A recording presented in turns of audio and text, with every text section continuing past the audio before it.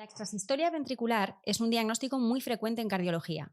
Aunque en los últimos años el uso de wearables ha registrado el aumento de su incidencia, en la práctica clínica habitual el manejo depende del criterio del cardiólogo. ¿Es recomendable un abordaje agresivo desde el inicio o un manejo conservador y recurrir al tratamiento invasivo cuando se desarrolla la cardiopatía estructural?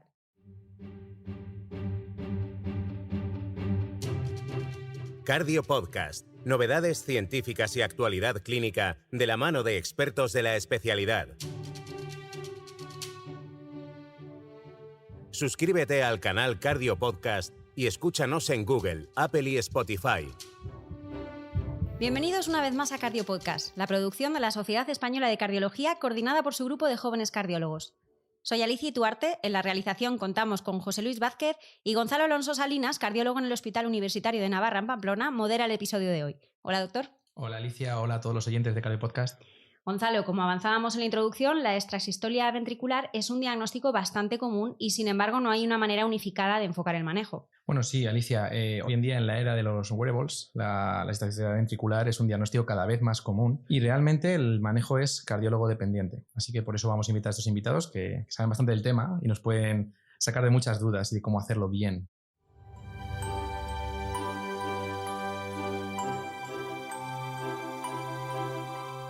Pues para debatir sobre la relevancia de estos eventos y el manejo de los pacientes con esta condición, contamos con Vanessa Escolar Pérez, cardióloga clínica experta en insuficiencia cardíaca, que trabaja en el Hospital Universitario de Basurto, en Bilbao. Bienvenida, Vanessa. Hola, muchas gracias por la invitación a poder participar en este Cardio Podcast. José María Guerra Ramos, electrofisiólogo en el Hospital de la Santa Creu y Santa Pau en Barcelona. Un placer tenerte en Cardio Podcast, José. Hola, ¿qué tal? Muy buenas tardes. Buenas tardes en Canarias. En Canarias y donde estés, porque igual es buenos días, buenas tardes, buenos días, buenas mañanas o lo que te haga falta. Y Beatriz Jauregui Garrido, también experta en electrofisiología en el Hospital Universitario Miguel Servet de Zaragoza. Hola, Beatriz. Hola, muy buenas. Bueno, bienvenidos todos. Es un placer contar con vosotros en esta puesta en común. Bueno, vamos a empezar por lo básico. Yo no soy electrofisiólogo, Vanessa tampoco. Entonces, me gustaría preguntaros a los que sabéis del tema, voy a empezar por Bea, ¿cuál es el mecanismo por el que se producen los extrasístoles ventriculares? ¿Difiere del paciente de la patología de base? Pues muchas gracias, Gonzalo, por hacerme la pregunta, porque esto es lo primero. Es decir, cuando hablas de cualquier patología, en cardiología o lo que sea, lo primero es entenderlo, ¿no? Entender por qué se produce y cómo se produce. Luego otra cosa es la implicación clínica, ¿no? Que es un poco, está muy relacionado. Entonces, básicamente las extrasístoles tienen varios mecanismos electrofisiológicos por los que se pueden producir. Entonces tenemos, por ejemplo, una aparición de un automatismo anormal en los ventrículos. Entonces, por ejemplo, los pacientes que tienen extrasístoles, que luego hablaremos mucho de eso, de tracto de salida, por ejemplo, pues muchas veces es porque aparece un automatismo anormal, ¿vale? Y esto es muy importante. A veces las extrasístoles también se producen por aparición de pospotenciales, ¿vale? Por ejemplo,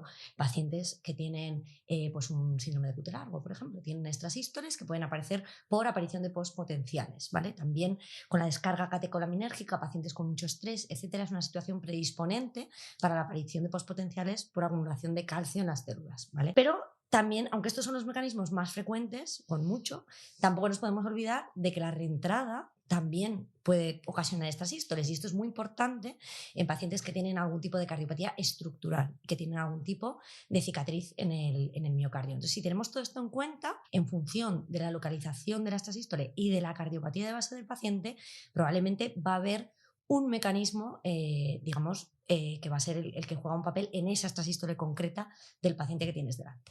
¿Realmente es importante saber el mecanismo del paciente o intentar conocerlo, José? Gracias, Gonzalo. Es una excelente pregunta y es una pregunta que tiene varias formas de contestarse. El problema es que estamos hablando para gente en general no especialista en medicina y no especialista en cardiología. A los cardiólogos y a los arritmólogos en especial nos gusta mucho hablar de mecanismos y pueden parecernos que nos llena la boca de palabras que resultan muy difíciles de entender, pero en el día a día de muchos pacientes, o de la gran mayoría de los pacientes, el mecanismo es menos importante y lo que es realmente importante es que doctor, tengo extrasístoles y me molestan estos extrasístoles, o me he visto en el wearable que tengo extrasístoles. Ahí los mecanismos puede ser algo que a nosotros nos llene la boca, que nos sea muy útil, que nos pueda servir para alguna cosa, pero al paciente el mecanismo le da un poco igual, o le tiene que dar un poco igual. Lo que quiere el paciente es que le quites aquello que salta en el teléfono, en el reloj, o que le quites aquella sensación que tiene, o aquello que le está causando un problema. pues como bien has hablado, bueno, Bea, dime. Lo que pasa es que es verdad que aunque esto no se lo vas a explicar al paciente, pero saber un poco orientar el mecanismo te puede servir para elegir el mejor fármaco o decidir la forma en la que abordas esas transístoles, si te preocupa más o te preocupa menos. Sin duda ninguna, no tengo Exacto. absolutamente ninguna duda. Lo que pasa es que yo es que soy muy maniático de intentar hablarle al paciente con las palabras más sencillas, porque el paciente tiene que entenderlo y es nuestra obligación explicárselo al paciente. Cuando empezamos a hablar de cosas complicadas, con palabras complicadas, provocamos que se produzca una barrera, que se cree un muro entre el paciente y tú, y este es uno de los grandes problemas que yo creo que tenemos en la medicina actual. Tenemos que hablar para pacientes y tenemos que hacer que los pacientes nos entiendan. Y esto significa bajarnos a otro nivel, que a veces es un nivel en el que no nos sentimos tan cómodos. Sí, totalmente. Y antes has hablado de tema de que lo ha visto en su reloj, lo ha visto en su teléfono.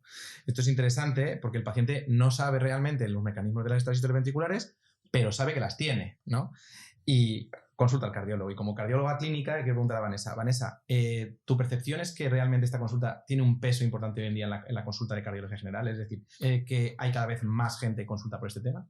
Pues yo creo que sí. A nivel práctico, yo me he dado cuenta de que cada vez hay más pacientes que consultan por hallazgos muchas veces asintomáticos en los wearables, sobre todo en los relojes y en las pulseras con detección de frecuencia o de ritmo cardíaco.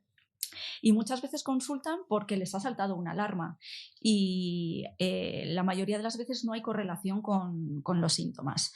Yo creo que en este aspecto es importante transmitir a los pacientes que no todos los trastornos del ritmo, y esto lo digo entre comillas, conllevan enfermedad. A nivel un poco más científico se ha revisado este tema y la verdad es que el uso no dirigido de estos dispositivos conlleva un número importante de consultas e incluso a veces pruebas innecesarias. Sin embargo, es cierto que también favorecen la detección de arritmias asintomáticas o subclínicas, sobre todo me refiero a la fibrilación auricular, con lo cual en este caso yo creo que sí que tienen su utilidad. Y volviendo a la pregunta que me has hecho, yo creo que hay un mayor número de consultas por este tema y muchas veces acaban en los cardiólogos. Los médicos de atención primaria, pues bueno, yo creo que revisan estos temas, pero lo derivan fundamentalmente al cardiólogo y aquí yo creo que es importante pues ver si disponemos del registro, qué perfil de arritmia tiene y hablar con el paciente para intentar exponerle. Muchas veces no hay que hacer absolutamente nada y simplemente explicar que pueden ser hallazgos asintomáticos y transmitirles tranquilidad en este aspecto.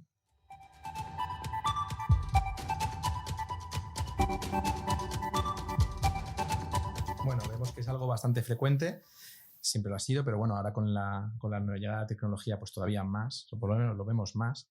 Y vemos que lo difícil es encontrar equilibrio, ¿no? Entre qué es lo patológico, qué es lo no patológico, qué es lo que hay que decirle al paciente, que no. Vamos, ya estamos introduciendo muy bien el tema. Y ahora vamos al segundo bloque en el cual vamos a hablar de los datos de alarma, de los motivos de preocupación.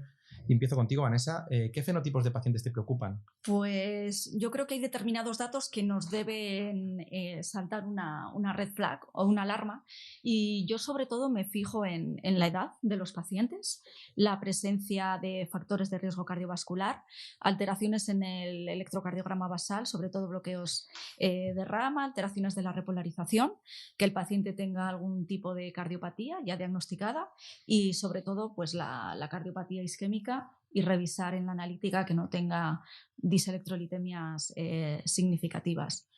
Luego hay otro perfil de pacientes que yo creo que, bueno, me refiero sobre todo a los pacientes más jóvenes, más deportistas, en los que son hallazgos únicamente por dispositivo, que aquí la mayoría no tienen ninguna patología subyacente y en los cuales les podemos explicar en qué consiste y transmitirles pues, tranquilidad en este aspecto. Bueno, ¿y los electrofisiólogos qué opinan del tema? Nuestra visión es un poco diferente. Yo creo que es muy, muy, muy importante transmitir a la población general, médicos de familia, a los cardiólogos generales, que desde el punto de vista de los electrofisiólogos, el 90, no sé qué opina Bea, pero el 90-95% de la trasistolia es benigna, no es absolutamente nada. Totalmente. No hay que preocuparse, porque lo que me llama mucho la atención, supongo Bea que tú tienes la misma sensación, es estos pacientes llegan a la consulta absolutamente agobiados, llegan muy estresados. Desquiciados, esa es la palabra. Y lo pasan mal. A mí me da mucha pena porque dice, este señor lo ha estado pasando mal. Lleva una semana hasta que ha conseguido llegar hasta el cardiólogo. Y además muchas veces son consultas que se vehiculizan a través de la privada porque a través de la medicina pública no consiguen llegar con la rapidez que les exige el nivel de estrés que se le ha creado. Y es que la mayor parte de estas consultas te las quitas de encima con todo, en el buen sentido, de la forma más rápida, diciendo es que son consultas de palmada en la espalda, estése tranquilo, que esto no es nada. Sí, eso pasa muchas veces en las consultas de arritmias y muchas veces alimentado por el propio paciente, que evidentemente se preocupa por sí mismo, y por otros médicos no expertos en la materia que ven la extrasístole y dicen, uy, corre al cardiólogo porque esto si no, en fin. Y muchas veces son consultas de acto único, o sea, decir, mire usted, esto es una extrasístole de tal sitio, no se preocupe, palmada en la espalda y ya está. Eso estoy totalmente de acuerdo con José. Entonces, para nosotros, que como bien dice, pues tenemos una visión un poquito diferente, y ahondando un poco en la pregunta que hacías, Gonzalo, pues yo creo que lo más importante, porque es verdad que con todos los wearables y demás eres mucho más sensible detectando extrasístoles, pero también tienes que luego descartar muchos más pacientes que, por supuesto, pues no tienen nada relevante, ¿no? Entonces, lo que nosotros nos fijamos, yo creo que son las cosas más importantes. La edad del paciente, como ha dicho Vanessa, es súper importante porque, bueno, pues determinadas patologías se asocian más en función de determinadas edades. El número de extrasístoles no es lo mismo un paciente que tiene 7.000 extrasístoles en un día que otro que tiene 30.000, es decir, no tiene nada que ver. ¿Y cómo es la extrasístole? ¿Un electro? Solo hace falta un electro. Vamos a ver cómo es esa extrasístole y cómo es el electrovasal, es decir, no en extrasístole. Mirando esas dos cosas, yo creo que ya te puedes hacer una idea de si le puedes dar una palmadita al paciente o si tienes que hacer algo más. Solo con eso, es muy fácil. Sí, pero bueno, a partir de ahí pues tenéis que hacer un hay que estudio. Tirar. Claro, hay que tirar más. Eso es. Hay que hilar fino. ¿Cómo lo hacéis? ¿Lo hacéis según la morfología de las extrasístoles, según el número de extrasístoles, o realmente hay unas pruebas básicas que con eco, por ejemplo, y luego después ahí vais tirando? Siempre hay que hacer pruebas básicas, pero si te encuentras, y creo que en esto José estará de acuerdo conmigo, paciente naif, no ha ido nunca al médico, bueno, ha ido a uno y le ha dicho corre al cardiólogo porque no sé qué, y te trae, pues yo que sé, un trazado que se ha hecho, un Holter incluso que le han podido pedir en algún sitio, y tiene 8.000 extrasístoles al día, un 8% de extrasístoles, y tú ves el electro y es estrictamente normal, y la extrasístole es de tracto de salida ventrículo derecho, chica de 25 años, La pues mayor ya... parte de veces no es nada. Exacto, pero es que además dices, bueno, ¿le pediré un eco? Por supuesto que le voy a pedir un eco, pero lo más probable, vamos, de largo, es que sea normal, ¿no? Lo tienes que hacer, y tienes que pedir la analítica, y tienes que hacer, todo esto lo vas a hacer, pero ya sabes que probablemente con esa chica, en este caso, pues no habría que hacer gran cosa, probablemente. ¿Vale? Es curioso porque el despistaje es relativamente sencillo, es Muy decir, fácil. es que tú con un electrocardiograma normal, una analítica normal y un ecocardio, tienes la capacidad en la mayor parte de los casos para decir no tiene usted que preocuparse. Aquello que les digo yo de ¿tiene menos de 10.000? Olvídese. No es nada. Y muchas veces que las consultas son porque le han visto 200 o 300. Luego también está el paciente que le dices, olvídese que esto no le va a provocar problemas, y dice, ya, pero es que yo me noto todas y cada una de las que me dan en todo el día. Tal. Y dices, bueno, pues vale, pues ya entraremos en vereda después, pero bueno, les dices, pues vamos a tratarlo, pero por síntomas, porque está usted tan agobiado que se lo vamos a tratar, ¿no? Pero por lo menos sabes que no tiene ninguna repercusión vital, no sé cómo decirlo. Y ya hablando de, habéis dado muy buenas especificaciones del screening básico, el analítica, supongo, fertilidad o anemias y tal, y el eco. Pero cuando ya tienes eso, te preocupa la extrasístole porque no es la zona, no es tracto de salida, es otra cosa, y te preocupa el paciente, pero realmente no has encontrado nada ahí, ¿a dónde vais más? ¿Qué buscáis? ¿Prueba de detección de isquemia, según la persona, según el perfil del paciente? Depende de las extrasístoles. Depende de las extrasístoles. Depende de la morfología, depende, porque no tratos de salida hay muchas cosas. Sí, ¿no? es verdad que los arritmólogos tenemos mucha tendencia a la resonancia. La resonancia nos encanta. La prueba de isquemia es para... No nos gusta nada. No nos gusta a nosotros. Esto de la extrasístole por isquemia todavía no nos lo terminamos de creer demasiado. No. Nosotros la resonancia es nuestro gol estándar de prueba que nos da muchísima información. Sí. Sobre todo, pues eso, analizando la morfología de la extrasístole, pues claro, si ves una extrasístole, yo que sé, que viene del septo, ¿no? Y dices, pero ¿a santo de qué tiene este señor o señora? Una extrasístole del septo, pues resonancia. O sea, algo tiene que haber, no se explica de otra manera. Y lo de la isquemia, como dice muy bien José, que una isquemia, digamos, ongoing, ¿no? Te dé extrasístoles así, es un poco... poquito raro. Más raro, ¿no? Sí. ¿Y al número de estas historias le dais tanta importancia o quizá más a la morfología? Bueno, supongo que las dos cosas van de cogida de la mano, evidentemente. Pero ¿a qué le das más importancia realmente cuando te llega? Las dos cosas a la vez, yo creo. Sí. Pero el número es muy importante. Es muy importante. El número es muy importante. Es muy importante. Vamos centrados, ves el holter y Por directamente supuesto. miras el porcentaje. Claro, o sea, es que hay pacientes, tratos de salida, vamos a lo más benigno de lo más benigno, que se hacen un holter y tienen un 40% de extrasístoles. O sea, bigeminismo continuo casi. Y dices, bueno, es que me da igual, o sea, esto te lo voy a quitar. Vanessa, ¿tú opinas lo mismo? O sea, ¿qué percepción tienes desde el punto de vista clínico? Estamos en el otro campo. Yo me fijo sobre todo en el número de extrasístoles que tiene el paciente y debajo de un determinado porcentaje, en general, no le damos mayor importancia. Y yo también me fijo un poco en la cardiopatía estructural. La disposición de eco en consulta a nosotros nos ayuda mucho. Hacer un eco o una ecoscopia para descartar una patología estructural gorda, la verdad que es muy importante. Entonces, para mí, el electro de base, un holter con el número de extrasístoles y un eco para ver un poco dónde nos podemos orientar. Para mí esos son los datos que más me ayudan y ante la duda consulta al experto. Pero Vanessa, reconoce que a nosotros nos hacéis un gran favor, es decir, cuando tenemos cardiólogos de alta resolución que tienen una eco y que ya te viene todo hecho, es que realmente el paciente que te viene, pues ya sabes que es un paciente que tenemos que hacer algo. A nosotros nos gusta mirar el electro, luego la eco nos vamos a la conclusión, o sea, no cardiopatía, ya está, o sea, tampoco... Y si tú has descartado isquemia, has descartado más cosas, oye, fenomenal, qué bien que este paciente, porque claro, al final... es que como te despistes, nuestras consultas se pueden saturar completamente de extrasístoles. Sí. Y realmente lo ideal sería que muchos no pasaran del médico de familia, que a ti te llegaran, Vanessa, ya enfermos con un poquito más y que tú hicieras el siguiente cribaje y a nosotros, no es que seamos especiales, sino que nos dedicarnos a aquella extrasistolia en la que hay que hacer algo más y en la que lo podemos hacer nosotros, es decir, los que somos... pues los que tenemos aquellos fármacos un poco más específicos y los catéteres para hacer más cosas. Yo creo que el primer cribaje es el más complejo. Yo creo que primaria deriva mucho trastorno de ritmo y es el cardiólogo clínico el que realmente frena, y yo creo que las dudas razonables son las que se consultan en la mayoría de los casos.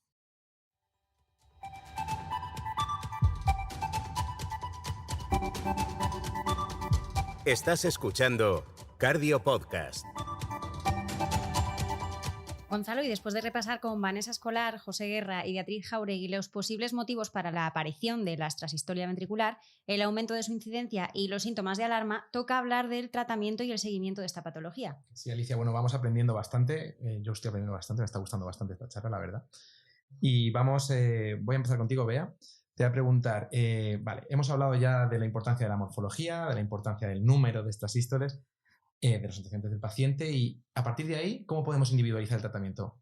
¿Qué nos fijamos? Pues claro, va a depender, es decir, no te puedo dar una respuesta unificada porque evidentemente va a depender, ¿no? Entonces, pues por ejemplo, paciente que está muy sintomático, tiene un número razonable de extrasístoles, alta densidad de extrasístoles, más de un 10%, lo ha dicho José, tractos de salida, pues lo que nos dicen las guías es que la ablación sería el primer paso a seguir. Es decir, ahí los fármacos, pues probablemente no, se sabe que tiene una eficacia limitada, no está exento, por supuesto, de tener efectos adversos a largo plazo por el hecho de utilizarlos mucho tiempo, y al final es que la ablación es curativa, es decir, no te plantearías más dudas, pero este es el caso fácil, ¿no? Luego tenemos pacientes con extrasístoles tan variopintas como de papilares, asociadas a cicatriz de infarto, en dilatadas no isquémicas, de acoplamiento corto, banda moderadora, que pueden desencadenar FV, o sea, es decir, el abanico es tan sumamente amplio que dar una respuesta es absolutamente imposible. Pero yo sí creo que, como decía José, pues apoyarnos mucho en la resonancia, que no digo que haya que hacerla siempre, porque un tracto de salida ventrículo derecho, eco normal, todo normal, pues a lo mejor no. Pero cuando ya sospechas que puede haber algo de base, y en ese sentido Vanessa ya dijo que se fija en el electro de base, no la extrasístole, sino el QRS suyo, intrínseco, del paciente, pues si sospechas algo estructural, hacer una resonancia y mirar muy bien dónde hay cicatrices, dónde ver si la morfología de la extrasístole concuerda con la zona donde hay una cicatriz, etcétera, etcétera, pues esos son datos de alarma que nos tienen que hacer pensar, pues decir, bueno, pues vamos a hacer un abordaje intervencionista si es que ese sustrato está accesible, o mira, yo ahí no voy a llegar ni de broma porque esto viene en el septo, vamos a intentar primero, pues yo qué sé, amiodarona, ¿no? Y ya vemos, o lo que sea, ¿no? O beta bloqueantes, etcétera. Entonces, no hay una respuesta única, es muy difícil. Que los arritmólogos tenemos un arma para curar y en medicina hay muy pocas cosas curables. Se curan las apendicitis, se curan las infecciones y se curan pocas cosas. Entonces, claro, nosotros estamos muy sesgados porque vamos a una prueba de imagen combinada con un electrocardiograma, con una morfología, porque si tenemos un sustrato que nosotros sabemos que llegamos con el catéter de una forma relativamente fácil y con unos márgenes de seguridad que en general en este tipo de ablaciones son muy altos, podemos curar. Es que no hay color entre hacerte un procedimiento y curarte a estar toda la vida tomando 1, 2, 3 fármacos y ahora me funciona, no me funciona, tengo efectos secundarios, no tengo efectos secundarios. Por eso miramos todo eso. Y cuando vemos que es una extrasístole del tracto de salida o de una zona septal accesible, pues estamos muy contentos los electrofisiólogos porque decimos, allí llego yo con mi catéter muy bien y además me llevo la extrasístole. Cuando tenemos una banda moderadora que sabes que, o un músculo papilar que llega mal y que el resultado de la ablación es de aquella manera y que a lo mejor me tengo que apoyar en fármacos, pues apoyamos a Vanessa y le digo, mira Vanessa, ¿y no te apetece ir siguiendo a este paciente y quedártelo tú? Claro, exacto. Y luego hay un perfil también muy interesante que son estos pacientes asintomáticos pero que se descubre que tienen muchísimas extrasístoles, le hace una eco Vanessa y te dice que tiene una disfunción moderada. Y dices, vamos a hacer una reso. Y la reso es normal, no, porque tiene una disfunción moderada, pero que no hay cicatriz. Y dices, amigo, a lo mejor son las extrasístoles, ¿no? Y hay una taquimiocardiopatía puramente inducida por la extrasístole y tal. Aunque el paciente te diga, pues yo no lo entiendo, si yo corro 10 kilómetros todos los días. Bueno, ese paciente hay que ablacionarlo, sin duda. Y que es curioso que es un paciente relativamente raro, pero que cuando lo ves es muy espectacular. Es muy espectacular. Porque tú le quitas la extrasístole y en la siguiente yo tengo un paciente que me dice, yo me encuentro igual. Sí, pero encuentras igual, pero el holter sí es completamente normal y el ventrículo se le ha normalizado. Digo, sí, usted se encontrará igual, pero es que está muchísimo mejor. Así es. Y claro, una disfunción ventricular incipiente o no tan incipiente, pero que el paciente no se nota, a la larga condiciona el pronóstico vital. Con lo cual es algo que hay que tratar. Está bien, porque habéis introducido la siguiente pregunta. Y muy bien, porque ahora voy a Vanessa. Estábamos en el campo de la electrofisiología. Ahora vamos a pasar al otro campo, al campo de la insuficiencia cardíaca. Y es muy interesante pensar, a ver, a veces hay que pensar que fue primero el huevo o la gallina, ¿no? ¿Las extrasístoles le produjeron al paciente la disfunción ventricular o la disfunción ventricular produjo las extrasístoles? Por eso le quiero preguntar a Vanessa, ¿qué hacéis vosotros? Es decir, ¿cómo funcionáis en un paciente que tiene mucha extrasístole ventricular, pero que tiene disfunción ventricular? ¿Lo tratáis con los fármacos de insuficiencia cardíaca y esperáis y veis? ¿Lo habláis directamente con el arritmólogo? ¿Un poquito de cada? Hombre, pues depende. Yo creo que aquí lo ha explicado muy bien Bea, que depende del perfil del paciente, el perfil de la cardiopatía. A ver, nosotros de manera general, dado que la taquimiocardiopatía inducida por extrasistolia ventricular no es la entidad más frecuente que vemos habitualmente, nuestro modus operandi es tratamiento médico optimizado con los fármacos que nos dicen las guías de insuficiencia cardíaca. Beta bloqueantes asociados a los inhibidores del sistema renina-angiotensina-aldosterona, antialdosterónicos y los ISGLT2. Nosotros solemos hacer una titulación bastante rápida de estos fármacos y hacemos una evaluación precoz para ver en qué punto nos encontramos. Si vemos que la disfunción ventricular ha mejorado y la carga de extrasistolia se ha reducido, en principio nos quedamos encantados con el resultado y hacemos un seguimiento. Si vemos que persiste, hay mucha extrasistolia y tenemos una duda razonable de una taquimiocardiopatía inducida por extrasistolia ventricular, hablamos con la sección de arritmias para ver si realmente es factible hacer una ablación. La verdad es que, ya lo han dicho ellos, la ablación en este caso es que es maravillosa. Muchas veces el paciente no lo nota, pero bueno, tú ver en un holter, en un electrovasal que desaparecen los extrasístoles y la función se recupera, es que da mucha tranquilidad, mucha paz mental. Me lo has curado. Sí, por eso es que es de lo poco que curamos en medicina. Y luego hay muchos casos intermedios en los que tú le pones todo el tratamiento, no termina de mejorar y muchas veces pues para eso estamos, ¿no? Yo creo que para consultar los casos intermedios a veces hay que añadir fármacos antiarrítmicos, ya lo habéis nombrado, amiodarona. Yo creo que en estos casos, pues bueno, revisar el perfil de cada paciente y cómo va evolucionando es fundamental, y los equipos multidisciplinares yo creo que aquí nos ayudan mucho en la gestión de este paciente. No queda otro remedio que trabajar en forma de equipos multidisciplinares, porque bueno, todos nos ayudamos, por suerte o por desgracia la cardiología se ha convertido en una especialidad en la que hay múltiples subespecialidades, todos somos muy especialistas de aspectos muy muy concretos, pero al final nos falta una visión más global y la única forma de conseguirla es pues hablar entre nosotros y ponernos de acuerdo sin duda ninguna. Sí, está claro. Hay una cosa que ha comentado Vanessa, pero me gustaría mucho hablar sobre ese tema, es la amiodarona. Ese gran amigo del cardiólogo. Bueno, ¿qué opináis del uso de amiodarona? A ver, los betabloqueantes, yo creo que en general tiene una mayor aceptación, sobre todo en diferentes tipos, pacientes con disfunción ventricular, en otros tipos, es otra cosa. Pero la amiodarona, ¿qué pensáis de la amiodarona en este campo, en el campo de la extrasistolia ventricular? Depende. Es una buena pregunta. La amiodarona es un fármaco que, aunque lo usamos mucho porque no nos queda otro remedio, porque es muy buen antiarrítmico, es un fármaco que está lleno de efectos secundarios. De hecho, es un fármaco que probablemente si intentara salir al mercado hoy por hoy, en el año 2023, no saldría al mercado por todos los efectos secundarios que acumula, pero es extraordinariamente efectivo. Sí. Es más efectivo, ¿verdad?, en arritmias más sostenidas que en las extrasístoles. En las extrasístoles a veces da unos resultados bastante frustrantes. Claro, es que depende de dónde venga la extrasístole. Entonces, evidentemente, pues amiodarona, una persona joven proscrita, es decir, ya por principio, no le vas a tener 30 años tomando amiodarona. Y luego depende, porque por ejemplo, hay pacientes isquémicos con una cicatriz de un infarto antiguo y tal, y ves que la extrasístole pues viene de la zona del infarto, ¿no?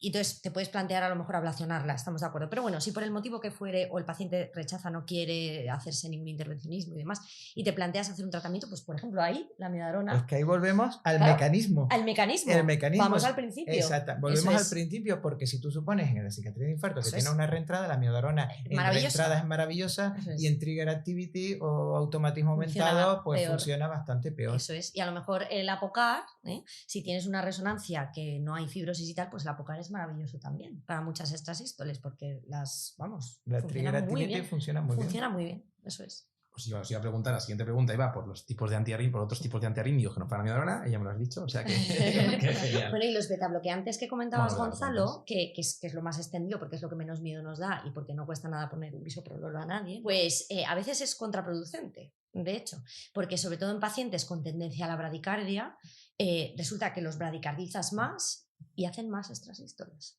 Porque las extrasístoles que son vagodependientes o que dependen de la bradicardia, pues resulta que a veces te encuentras pacientes que dicen, no, si me pusieron no sé qué beta bloqueante y aún estaba peor, aún tenía más. Me cansaba y encima me la notaba Me cansaba, me mareaba y aún tenía más vuelcos. De todas formas, vuelvo otra vez, volviendo hacia detrás.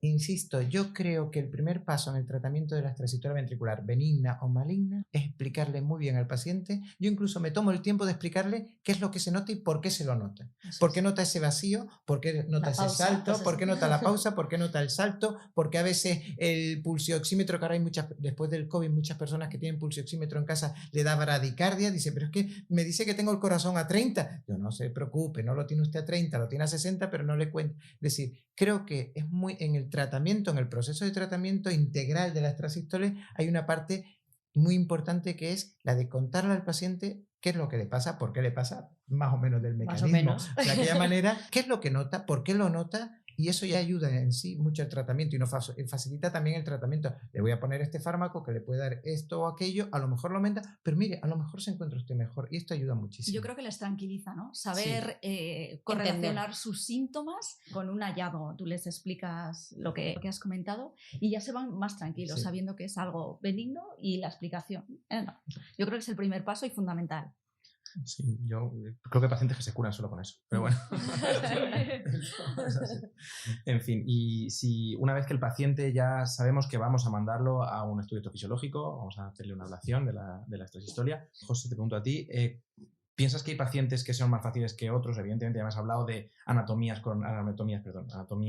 cardíacas diferentes, con bandas moderadoras, con músculo, que vienen de músculos papilares. ¿Hay alguna peculiaridad del estudio que te gustaría comentar para la gente? Hay una gran peculiaridad del estudio electrofisiológico en la extrasistolia ventricular, y es que la extrasistolia ventricular para nosotros a veces es una pesadilla, porque a veces tenemos pacientes con hólteres con altísima carga, con muchísimas extrasístoles, y basta pones al paciente en la mesa tumbado y desaparecen las extrasístoles, ya sea por la descarga vagal que hacen cuando se ponen en la mesa o por el estrés del proceso, pero bueno, es relativamente frecuente pacientes que cuando los tienes en el preoperatorio, es decir, en el hospital de día, los están monitorizando, está lleno de extrasístoles y en el momento que llegan a tu laboratorio no tienes extrasístoles. Y entonces empieza toda una parafernalia de fármacos que le vas poniendo, que yo siempre me busco uno alternativo y digo, mira, nunca hemos probado tal, a ver si con esto. Y hay pacientes que es que no te aparecen extrasístoles. También es cierto que esos pacientes que cuando van al estudio, o sea, que ni una, o sea, ya los puedes montar en globo al paciente que no hace ni una. Normalmente ya te está diciendo el carácter de benignidad. Eso es así. O sea, el paciente que tiene muchísimas extrasístoles con cardiopatía, ese tiene, cuando tú lo tumbas. Sí. Ahora, el que desaparece del todo, pues normalmente datos de salida, menos de un 13-14%, te la juegas a que no tenga ninguna cuando va a hacerse la ablación. Hay un componente muy importante que no entendemos del sistema neuroautonómico. No entendemos exactamente cómo influye. Hay unos pacientes que predomina más el simpático, otros predomina más el parasimpático, pero en el fondo nosotros no lo entendemos y esas influencias, el acelerador, el freno, cómo interaccionan entre ellas, no sabemos qué pasa y cuando llega el paciente en ese momento, el paciente no es que se imagine las extrasístoles, las tiene, pero de alguna manera el estado general cuando tú estás en una mesa de quirófano es muy especial y seguro que de alguna manera te altera para dejarlas de tener. No es que el paciente nos lo haga a propósito porque es el menos interesado, pero es verdad que, bueno, puede llegar a ser muy frustrante. Con respecto a las anatomías, me preguntabas específicamente de la anatomía, después cada paciente tiene sus peculiaridades, pero probablemente la extrasistolia es relativamente, entre comillas, fácil. Nos dan más problemas anatomías de aurícula que realmente anatomía de ventrículo. En general son todos bastante parecidos, eso sí es verdad. Al final es dar con el foco. Siendo una arritmia focal, si identificas bien el foco, ya es cuestión de insistir. Exactamente.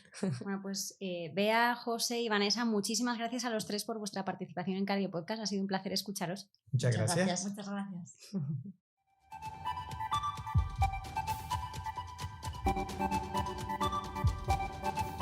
Y para concluir este debate, Gonzalo, vamos a dejar el tuit resumen con la idea principal para los oyentes de Cardio Podcast. Uy, a mí me es imposible hacer un tuit resumen. Yo lo que diría es que hay que escuchar esto. O sea, me ha cambiado la percepción un poco, sobre todo el tema de tengo que estudiarme los mecanismos, tengo que estudiar un poquito para empezar a tratar mejor a estos pacientes. Nada, me ha dado bastante, la verdad es que he aprendido bastante, me ha dado bastante que pensar y yo creo que es algo muy positivo, me gusta mucho.